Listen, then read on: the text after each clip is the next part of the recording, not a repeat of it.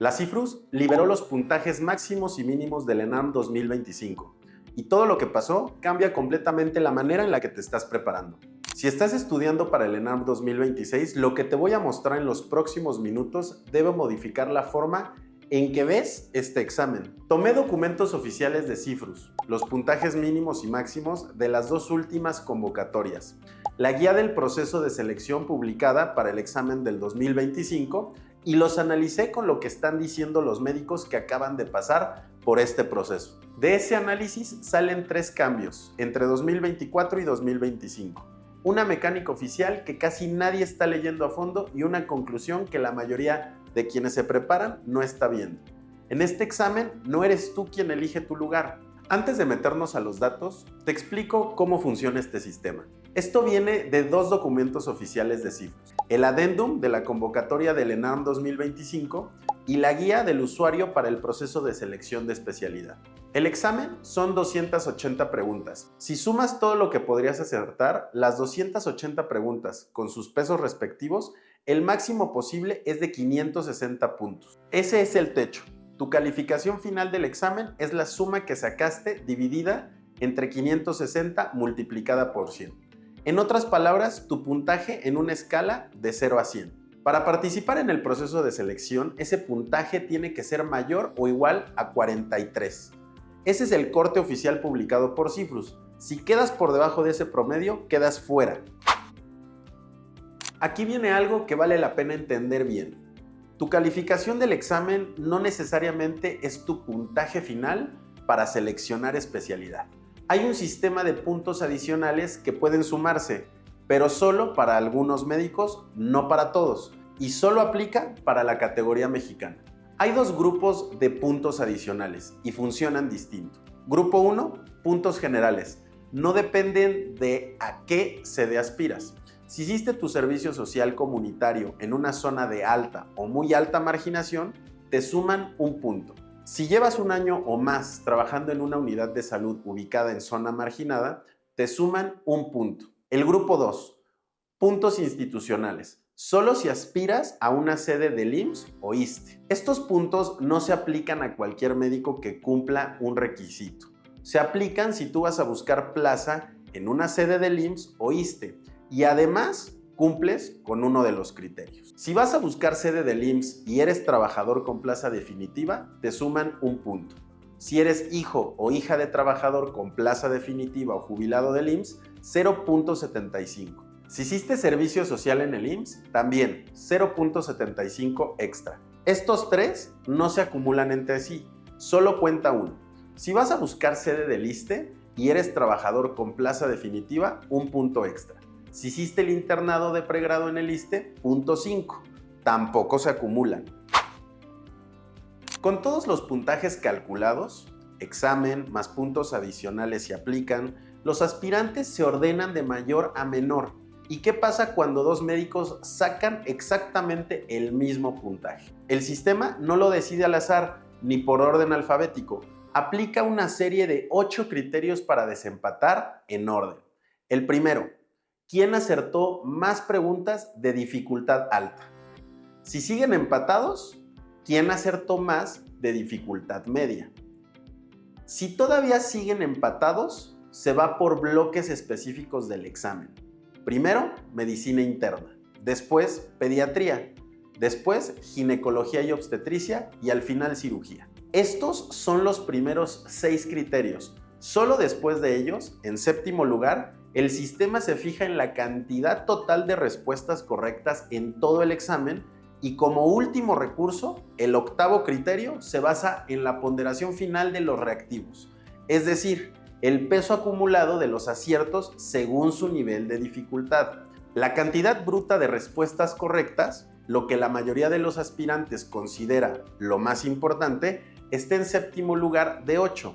Lo que el sistema prioriza antes de cualquier otra cosa es responder bien las preguntas difíciles. Esto confirma algo que vale la pena tener clarísimo. El ENARM no te pregunta lo que sabes, te pregunta cómo piensas y el orden de los criterios de desempate lo deja prácticamente por escrito. Memorizar por volumen no te coloca en primer lugar. Razonar bajo dificultad o estrés, sí. Con la lista ordenada y todos los desempates resueltos, empieza la selección. La guía del usuario estableció 3 vueltas oficiales. Se confirmó una cuarta vuelta los días 19 y 20 de marzo del 2026, después del inicio formal de la residencia para asignar plazas que se quedaron sin seleccionar al cierre de la tercera. Esa cuarta vuelta no estaba en el calendario inicial. La guía del usuario lo establece literal en el numeral 2.4.3. Los folios se distribuyen en bloques con folios, fechas y horarios asignados según el lugar que ocupa cada aspirante en función de su puntaje.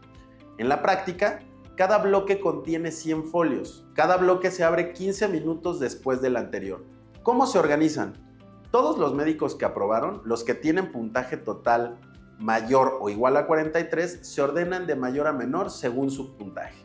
Esa lista completa se reparte en segmentos de 100 folios. Los primeros 100 folios de la lista forman el primer bloque, los siguientes 100 el segundo, y así hasta que cada aprobado queda asignado a un bloque. Una vez que entras a la plataforma en tu bloque, puedes permanecer hasta que termine la vuelta o hasta que decidas seleccionar. Aquí hay un detalle que vale la pena notar y que tú pongas atención.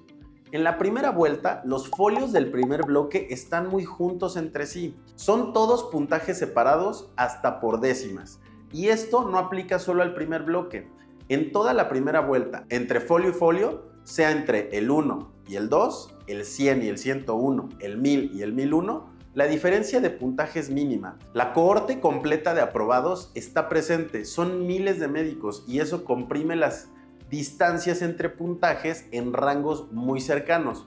Pero conforme avanzan las vueltas, los que estaban más arriba en la lista van seleccionando y salen del proceso.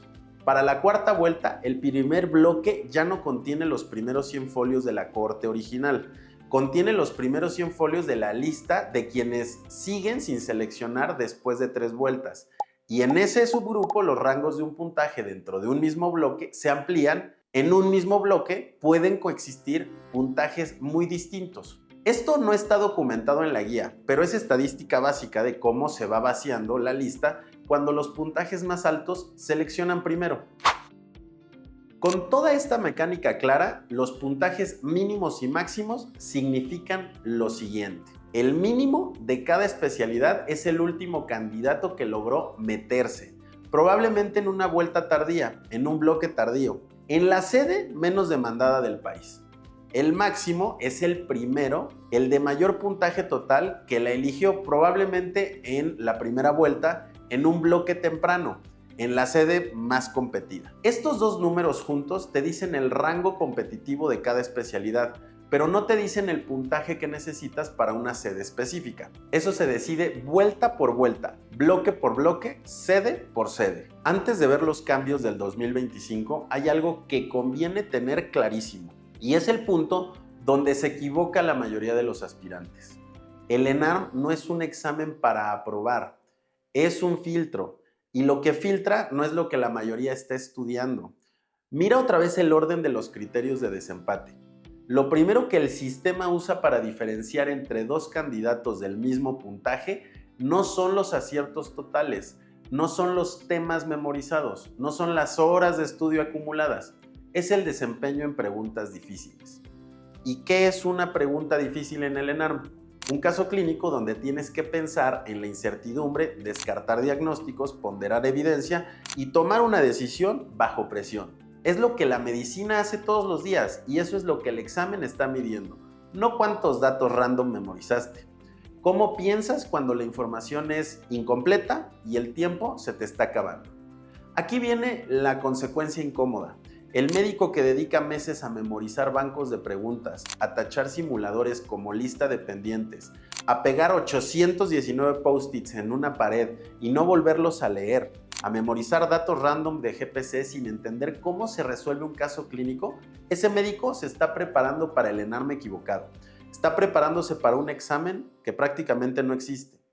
El ENARM premia algo distinto, premia razonamiento clínico bajo presión y premia esto porque las sedes que están del otro lado del proceso, los institutos, los hospitales con más demanda, están buscando médicos que puedan funcionar en ese tipo de entorno, no están buscando memorias enciclopédicas, están buscando criterios afilados. Y eso conecta con algo más que la mayoría tampoco quiere oír. Las sedes más competidas no se ganan solo con un buen puntaje, tienen criterios además del puntaje, procesos internos, evaluaciones, perfiles que están construyendo. Eso no es discriminación, es selección profesional. En cualquier industria competitiva funciona igual.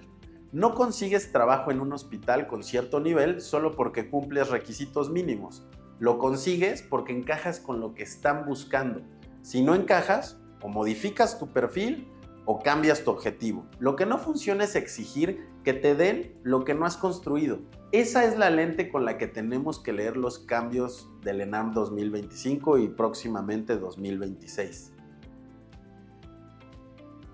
Empezamos con medicina interna. Pasó de 59 a 51 puntos. Cirugía de 63 a 59. Pediatría de 58 a 53. Ginecología de 60 a 53. Caídas de 4 a 8 puntos.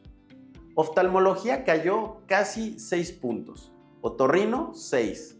Trauma, 7. Patología clínica perdió 12 puntos. Medicina del trabajo, otros 12 puntos. Imagenología, 10 puntos. ¿Qué nos dice esto? Una cosa concreta. En 2025 entraron a especialidades con puntajes que en el 2024 no habrían bastado. Y eso pasa cuando el sistema, en la práctica, está valorando algo más que solo la calificación. Cuando alguien con 51 entra a medicina interna, no es porque su examen haya sido excepcional, es porque dentro del proceso completo, sus 51 más sus puntos adicionales, más su sede de elección, más su vuelta, sumó lo suficiente para entrar.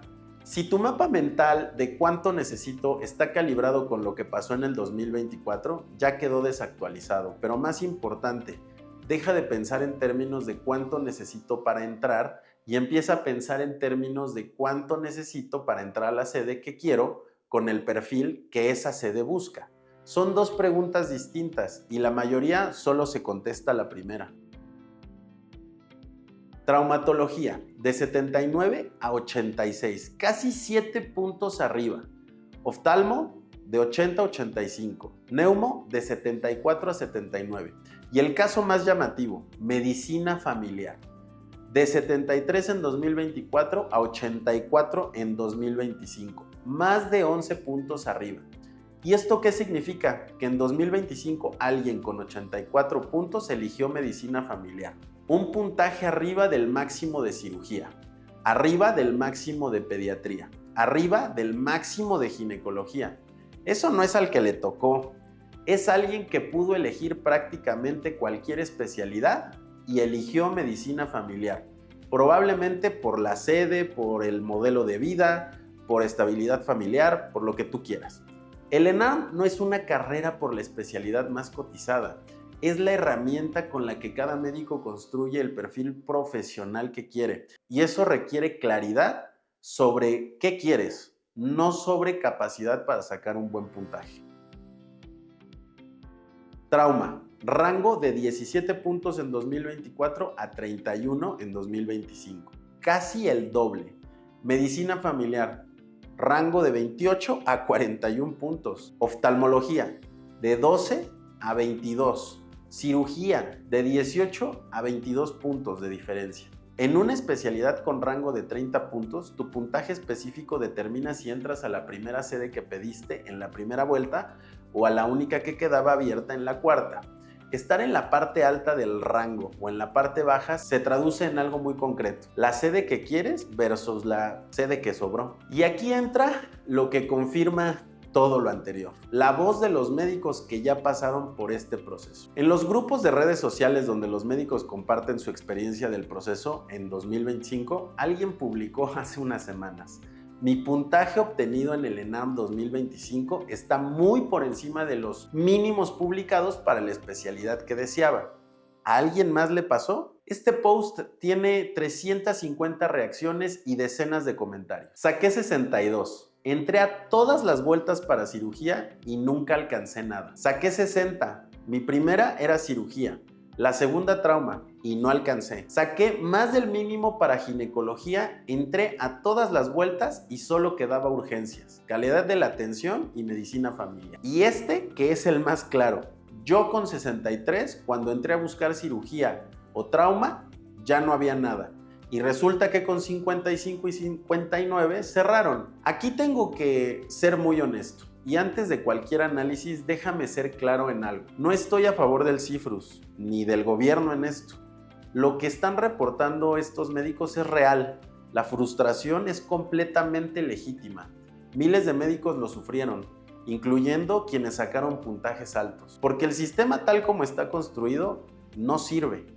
No sirve si el proceso no es completamente transparente. No sirve si los aspirantes no pueden ver quiénes son los folios contra los que están compitiendo. No sirve si no hay claridad sobre qué van a encontrarse en cada vuelta, en cada bloque. No sirve si la plataforma se cae a los 2 segundos de haber iniciado sesión. No sirve si hay sedes malas, tóxicas o peligrosas que nadie quiere y que aún así forman parte del inventario. Y no sirve si las plazas no alcanzan ni para la mitad de los médicos que aplican el examen. No sirve si los cambios se anuncian 3 semanas antes del examen. No sirve, punto. ¿Y todo esto le pasa a quién? A médicos con años de preparación, con dinero invertido en cursos, en estudio, con sueldos precarios, que pagan el examen, que viajan a sedes lejanas de su lugar de residencia para presentarlo. Y que después de todo eso se enfrentan a un proceso confuso, con cambios de última hora en una plataforma que les falla, peleando por plazas que no alcanzan. Por eso hay tantos médicos enojados, por eso hay tantos buscando una explicación. Y esa explicación la merecen, la merecemos todos, porque esto le está pasando a la profesión. Ahora, exactamente porque esa explicación se merece, conviene buscarla con frialdad analítica. ¿Estamos viendo evidencia de un proceso ilegal? Mira los datos. Los puntajes mínimos y máximos los publica la propia CIFRUS abiertamente en su sitio. Si hubiera venta sistemática de plazas, como muchos médicos están sospechando, esos datos no se liberarían así. Los puntajes estarían alterados, tendrían que justificar con puntajes más altos. Un proceso que opera con irregularidades sistemáticas no documenta esas irregularidades en sus propios reportes oficiales. Eso no descarta casos puntuales en algún lado. No podemos negarlo porque seguramente pasa, pero no tenemos cómo saberlo. ¿Significa eso que el sistema funciona? Ya lo dije, no funciona. Pero el sistema es el que tenemos y mientras no cambie, y los cambios estructurales tardan, el médico que se prepara para el 2026 tiene que decidir qué hace con eso. Esperar a que el proceso sea justo o construir lo que sí está bajo su control. Lo que el ENARM 2025 te enseña o nos enseña a todos, si lo lees con honestidad, son 3 cosas para quien se prepara para el 2026. 1. El examen ya no es solo el examen. Aprobar es el corte mínimo, pero la posición que ocupes dentro del ranking, los puntos adicionales que apliquen si te corresponden, la sede que persigues y los criterios que esta sede tiene, todo eso pesa y todo eso requiere preparación que va más allá de los simuladores. 2. Tu puntaje es tu carta de presentación, no tu pase de entrada. Si tu plan para el 2026 es sacar arriba del mínimo y ver qué me toca, estás aprobando y apoyando ese sistema que tanto criticamos. Las sedes con cierto nivel no buscan el que cumple requisitos, buscan al que demuestra más que un número. Razonamiento clínico afilado, criterio bajo presión, capacidad de defender una decisión, un perfil construido a través de los años, no solo en los últimos 6 meses. 3. Ser más que un puntaje es trabajo, no suerte. Eso significa preparar el examen entrenando reactivos de dificultad alta, porque esos son los que más pesan, oficial y profesionalmente. Significa investigar a tiempo qué sedes te interesan y qué piden. Significa hacer rotaciones selectivas en lugares donde quieras estar después. Significa construir tu perfil clínico que valga la pena más allá de un buen número. Si no estás haciendo esto, estás compitiendo solo con un puntaje. Y un puntaje en este examen, en este proceso, ya no es suficiente. Necesitas concentrarte en lo que sí tienes control. ¿Tenemos control sobre el sistema? No, de momento no. Y claro que eso tiene que cambiar. De lo que sí tienes control es del tipo de médico que quieres ser y en qué tipo de especialista te quieres convertir. El ENARM 2025 nos dejó algo claro. Este examen no es lo que la mayoría cree que es. No mide cuánto sabes, mide qué tipo de médico eres cuando la información es muchas veces incompleta en un caso clínico y la precisión que tienes que tener tiene que ser real. Y el proceso de selección que viene después del examen está construido para premiar a quien pueda demostrar más que un puntaje. La frustración por la opacidad del proceso y por los cambios de última hora es legítima.